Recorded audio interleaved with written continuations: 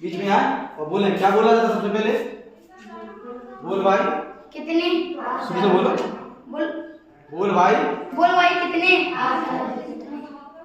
संख्या है किसके बीच में है?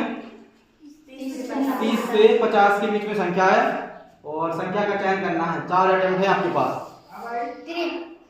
53 के लिए क्या बोलना चाहोगे आप लोग? बहुत गर्म।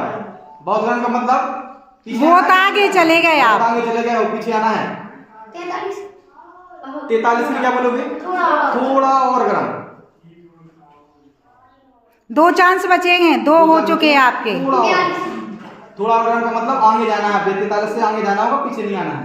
अटेम्प्ट हम मान रहे 2 ही अटेम्प्ट है। फिर से 43 से आगे जाना है, थोड़ा और गर्म। वाह भाई वाह, तालियां बजाओ, तालियां बजाओ।